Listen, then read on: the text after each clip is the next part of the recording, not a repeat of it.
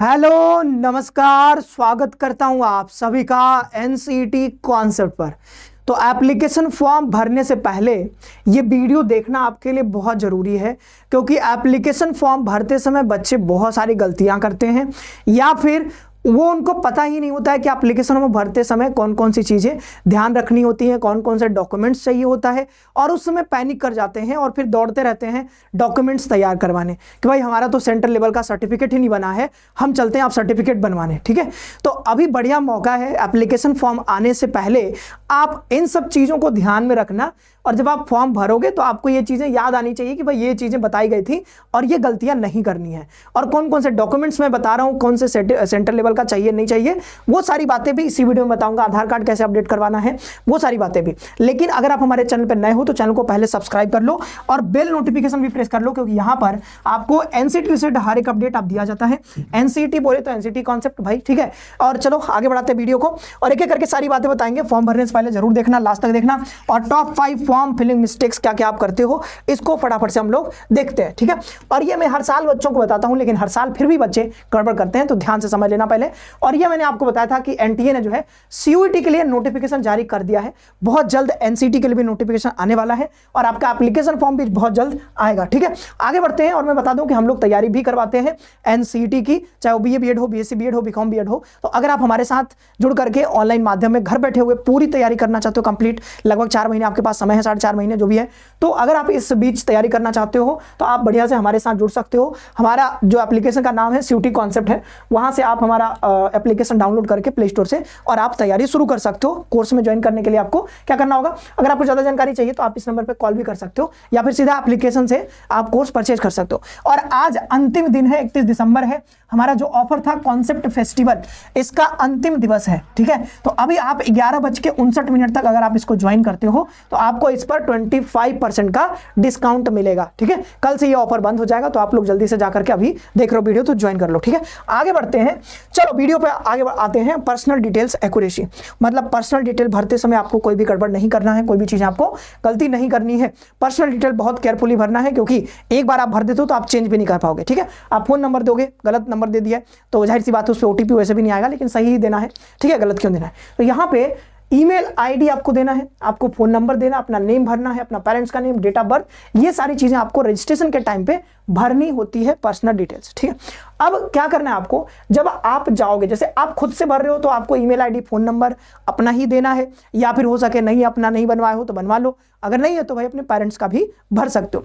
लेकिन गलती क्या होती है, बच्चे जाते हैं साइबर कैफे, और जब साइबर कैफे जाते हैं तो साइबर कैफे वाले भैया अपना ईमेल आईडी दे देते हैं, ठीक है, कई बार अपना फोन नंबर डाल देते हैं, और क्या करते हैं अपने से खुद से पासवर्ड बना लेते हैं, और पासवर्ड जाते हैं भूल, और बच्चे को पता नहीं रहता है कि भाई क्या पासवर्ड बनाया गया था, कौन सा ईमेल आईडी दिया गया था, और फिर वो गड़बड़ हो जाता है फिर। और जब आपको एडमिट कार्ड डाउनलोड करने का समय आता है तो उस समय आप फंस जाते हो, दिक्कत हो जाता है। तो इन सब चीज़ों से बचना है, अपना खुद का, अपने पेरेंट का, यहाँ पर पेरेंट्स का दे सकते हो मोबाइल नंबर, ईमेल आईडी, और ये दोनों चालू होना चाहिए, ठीक है, चालू होना चाहिए, ऐसा बंद ना पड़ा हो कोई फोन, नहीं तो उसमें ओटीपी नहीं जाएगा। फिर नेम आपको भरना है, क्लास 10th के मार्कशीट पर जो लिखा हुआ है ना, उसी के हिसाब से आपको यहाँ पर नेम भरना है, पेरेंट का नेम भरना है, डेट ऑफ बर्थ भरना है, जो क्लास 10th के सर्टिफिकेट पे है वही भरना है, जो स्पेलिंग है हूबहू वही होना चाहिए। क्लास 10th के सर्टिफिकेट पे जो मार्कशीट पे जो आपका नाम लिखा हुआ है, जो स्पेलिंग है वही लिखना है। और अपडेट विद आधार कार्ड, भाई इसको अपडेट करवा लो, उस दिन भी आपको बताया था, एडवाइजरी जारी की गई है एनटीए के द्वारा, तो आपको अपडेट करवा लेना है, ठीक है। आगे बढ़ते हैं, एक्टिव कॉन्टैक्ट इन्फॉर्मेशन, मतलब ये दोनों चालू होना चाहिए, वही बात जो पीछे हमने बताई है उसी चीज को दोहरा रहा हूं, ठीक है। आगे बढ़ते हैं, डॉक्यूमेंट्स के बारे में यहाँ पर बात कर लेते हैं। तो डॉक्यूमेंट्स के बारे में जब बात करते हैं, कैटेगरी सर्टिफिकेट आपको बनवा लेना है, और कैटेगरी सर्टिफिकेट होना चाहिए सेंट्रल लेवल का, ठीक है, इसमें कोई मतलब किंतु परंतु है ही नहीं, सेंट्रल लेवल का आपको बनवाना है। अगर आप अभी तक नहीं बनवाए हो तो जा करके जल्दी से, कहाँ सोए हो भाई, बनवा लो। हाँ, दिन भर क्या करते रहते हो, जाकर बनवाओ, बनवाना बहुत जरूरी है, सेंट्रल लेवल का सर्टिफिकेट आप बनवा लो। अगर आप किसी कैटेगरी से बिलोंग करते हो तब, ईडब्ल्यूएस कैटेगरी है तो सेंट्रल लेवल, ओबीसी एनसीएल है तो सेंट्रल लेवल, ये सब बनवा लो। एससी एसटी जो भी कैटेगरी, आपको सेंट्रल लेवल का कैटेगरी सर्टिफिकेट आपको जरूर बनवा लेना है, अगर आप कैटेगरी क्लेम करना चाहते हो तब। मान लो किसी कैटेगरी से आप बिलोंग करते हो, लेकिन आपको चाहिए कि नहीं मुझे तो अनरिजर्व कैटेगरी से ही एडमिशन लेना है, तो कोई समस्या नहीं है, देने की कोई जरूरत नहीं है, ठीक है। अगर आपको कैटेगरी क्लेम करना है, आपको आरक्षण का फायदा लेना है तो आप दो, नहीं लेना है तो मत दो, ठीक है, कोई समस्या नहीं है।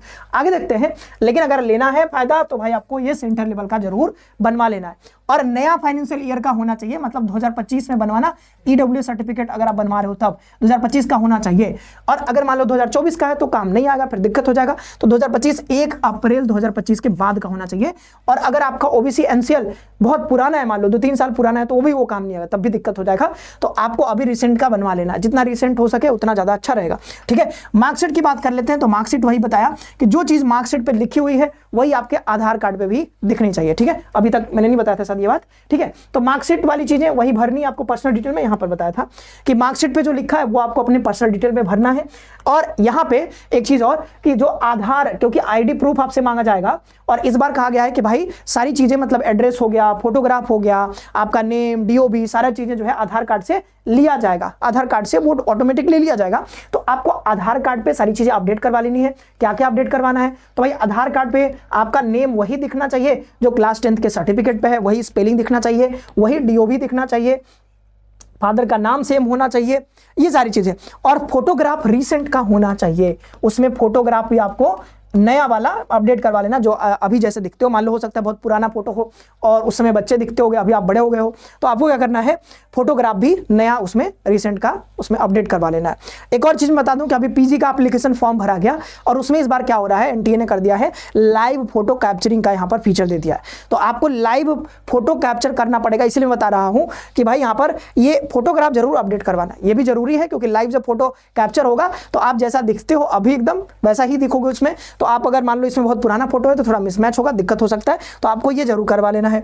ठीक है, आधार कार्ड आपको अपडेट करवा लेना। और आधार कार्ड में फोन नंबर जरूर लिंक करवा लेना। ठीक है, फोन नंबर अगर किसी का लिंक नहीं है, वैसे तो होगा, अगर नहीं लिंक है तो आप लिंक करवा लो। ठीक है, एक वेबसाइट भी आ गई है, शायद एप्लीकेशन या कोई वेबसाइट है सरकारी, वहां से 50 रुपए में भी हो रहा है, तो आप वो घर बैठे भी कर सकते हो, फोन नंबर लिंक करा सकते हो। मान लो पहले कोई पुराना फोन नंबर लिंक था तो आप नया कर सकते हो। ठीक है, कई बार क्या होता है कि हम लोग दूसरे का फोन नंबर देकर के पहले करवाए होते हैं। ठीक है, तो आप अपना, अब नया फोन आ गया होगा आपके पास, तो आप अपना नया वाला अपडेट करवा लेना। ठीक है, गैप ईयर सर्टिफिकेट जरूर बनवा लेना है। अगर आपका 1 साल 2 साल गैप है तो गैप ईयर सर्टिफिकेट आपको बनवा लेना चाहिए। ठीक है, तहसील पे जाकर के बन जाता है, आप जो है ये भी करवा लीजिएगा, जो है बनवा लीजिएगा। ठीक है, तो ये सारी चीजें हैं। अब देखो अब क्या होगा कि जब फॉर्म आएगा ना तो कई बच्चे कूदेंगे, ठीक है, परेशान होंगे कि सर हमारा तो बना नहीं है सर्टिफिकेट, हम क्या करें, हम क्या करें।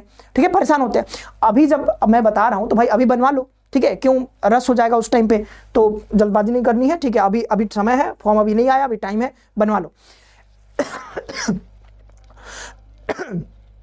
सॉरी, यूनिवर्सिटी सिलेक्शन ये एक इंपॉर्टेंट चीज है, क्योंकि हम लोग जब फॉर्म भरते हैं तो हमें यूनिवर्सिटी सिलेक्ट करने का भी ऑप्शन दिया जाता है। जैसे देखो, इस पर क्लिक करोगे ना, यहाँ पे यूनिवर्सिटी सेलेक्ट करने का ऑप्शन था, इस पर क्लिक करोगे तो आपको सारे यूनिवर्सिटीज यहाँ पे दिखेंगे। तो ये कैसे पता चलेगा कि आपको कौन कौन सा सिलेक्ट करना है? तो इसलिए मैंने एक दिन यूनिवर्सिटी वाले पे वीडियो बनाया था कि भाई टोटल 78 के आसपास इसमें इंस्टीट्यूशंस हैं, कॉलेज सब मिला करके, तो लगभग 78 के आसपास। तो ये सब हमने लिस्ट दिखाया था और मैंने कहा था कि अगर आपको बीए बीएड में एडमिशन लेना है तो आप बीए बीएड वाले यूनिवर्सिटीज का एक लिस्ट बना लो, आप प्रेफरेंस बना लो कि भाई नंबर 1 2 ऐसा करके प्रेफरेंस बना लो जहां पे बीए बीएड होता है। ठीक है, बीएससी बीएड का बना लो, बीकॉम बीएड का बना लो, और वो कर लोगे तो फॉर्म भरते समय आपको कोई समस्या नहीं आएगा, लेकिन उस समय आप उलझ जाओगे अगर नहीं करोगे ये सब। तो यूनिवर्सिटी वाला वीडियो हमारा देखना, उसमें हमने आपको बताया था कि कैसे ये सब लिस्ट बनाना है। और लिस्ट बना करके जब आप फॉर्म भरोगे तो आपको क्या करना था, यूनिवर्सिटी को सिलेक्ट करना होता है। तो जितने, अगर आपको बीए बीएड करना है तो जितने यूनिवर्सिटी में बीए बीएड होता है और जिसको आपने अपने लिस्ट में रखा है उन सबको क्या करोगे, यहाँ पर सिलेक्ट कर लोगे। क्योंकि आप सिलेक्ट नहीं करोगे, कई जगह जो है क्लोज काउंसलिंग होता है, फिर आप समस्या हो जाएगा, बाद में वहां पे एडमिशन नहीं ले पाओगे। तो आपको यूनिवर्सिटी ज्यादा से ज्यादा सिलेक्ट करना चाहिए फॉर्म भरते समय, और साथ ही साथ जिस कोर्स में आप लेना चाहते हो वो तो करना ही है। ठीक है, तो इसका लिस्ट बना लोगे, और मान लो 10-20 आपने लिस्ट बनाए, लेकिन उसके अलावा भी बीए बीएड के दिख रहे हैं आपको बहुत सारी यूनिवर्सिटीज, तो आप उनको भी सिलेक्ट कर लो। मैक्सिमम नंबर ऑफ यूनिवर्सिटीज आपको सिलेक्ट इसमें करने चाहिए, तो यहाँ पे गलती मत करना, ये बढ़िया से सिलेक्ट करना। ठीक है, अपना लिस्ट बना लेना। Careful medium of question paper selection, तो क्वेश्चन पेपर जो है आप जानते हो कि 13 माध्यम में आपको पेपर करवाया जाता है। कितने माध्यम में? 13 मीडियम में आपका पेपर होता है। अब 13 मीडियम होता है, जैसे इस स्टूडेंट ने क्या किया, यहाँ पर हिंदी सेलेक्ट किया है। ठीक है, तो यहाँ पे हिंदी सेलेक्ट किया है, सब जगह हिंदी हिंदी हिंदी आ गया है। लेकिन जो लैंग्वेज होगा, जैसे बोडो, तो बोडो वाला तो बोडो में ही रहेगा, गारो अगर लैंग्वेज है तो गारो में ही रहेगा। ठीक है, तो जो भाषा का पेपर है वो उसी भाषा में रहेगा। लेकिन जो इधर के पेपर्स हैं आपके, जो टीचिंग डोमेन का हो गया, जीएटी का पेपर हो गया, तो ये सारे पेपर्स आप सिलेक्ट कर सकते हो, इसका माध्यम सिलेक्ट कर सकते हो।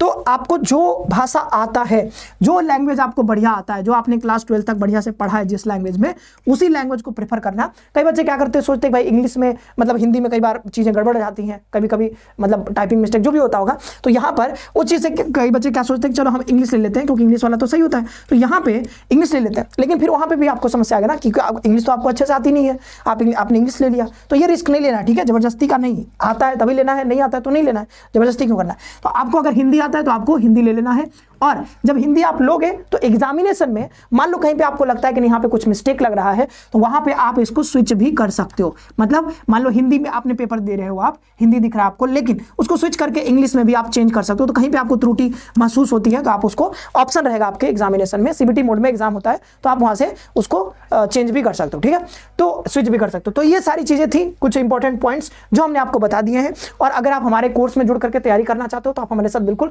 जुड़ करके तैयारी कर सकते हो। हमारे कोर्सेज में बीए हो, बीएससी बीएड हो, बीकॉम बीएड हो, सारे कोर्सेज की यहाँ पर तैयारी करवाई जाती है। और आज अंतिम दिन है, 11:59, ठीक है, 59 मिनट पर आप जो है हमारा ऑफर जो है 25% का, वो डिस्काउंट समाप्त हो जाएगा, तो अभी आप ज्वाइन कर सकते हो। धन्यवाद आप सभी का, बहुत बहुत धन्यवाद। खुश रहो, पढ़ते रहो और अपना ख्याल रखो।